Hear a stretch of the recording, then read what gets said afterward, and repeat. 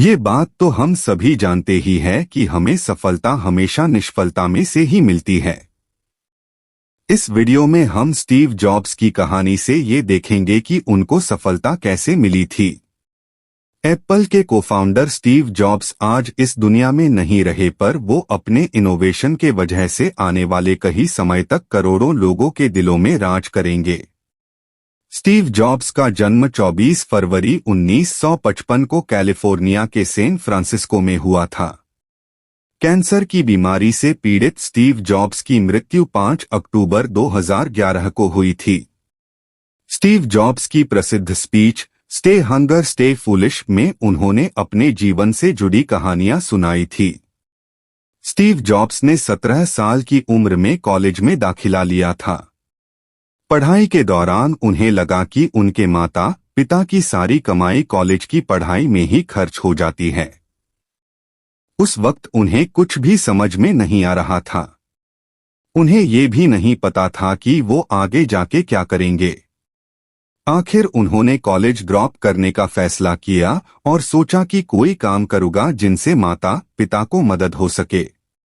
उस वक्त शायद उनका ये निर्णय सही नहीं था, पर बाद में उन्हें अपना ये निर्णय सही लगा था।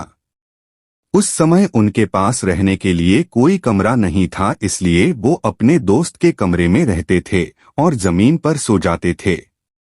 उन्होंने कोक की बॉटल्स भी बेची थी ताकि उनमें से जो पैसे मिले इनसे वो खाना खा सके। वो करीब 7 मील जितना चलते थे और फिर कृष्ण मंदिर जाते थे ताकि वो खाना खा सके।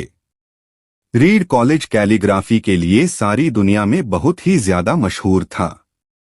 उस कॉलेज के पूरे कैंपस में हाथ से बने हुए खूबसूरत पोस्टर्स लगे थे। यह देखकर स्टीव जॉब्स को कैलीग्राफी की पढ़ाई करने की इच्छा हो गई। उन्होंने शेरिफ और सैन शेरिफ टाइपफेस सीखे।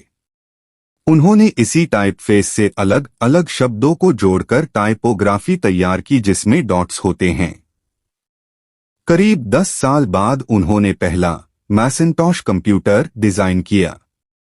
ये उनका पहला कंप्यूटर डिजाइन था। अगर वो कॉलेज से नहीं निकलते और कैलीग्राफी की पढ़ाई नहीं करते तो फिर वो ये नहीं बना सकते थे। जब स्टीव की उम्र 20 साल की थी तब उन्होंने वॉजनिएक के साथ मिलकर एक गैरेज में एप्पल की शुरुआत की थी।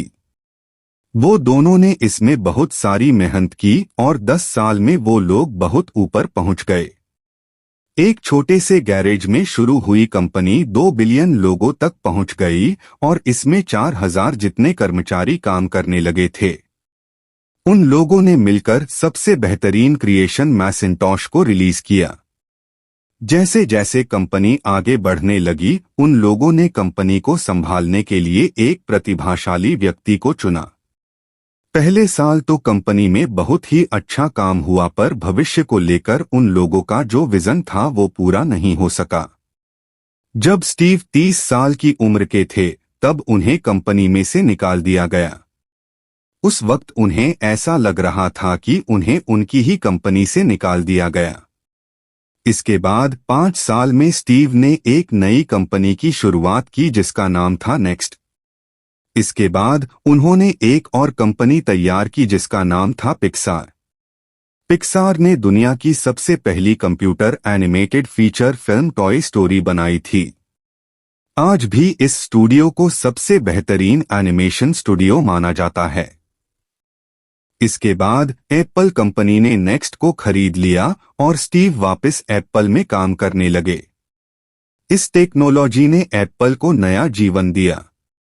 अगर स्टीव को एप्पल से नहीं निकालते तो फिर वो ये सब नहीं कर पाते।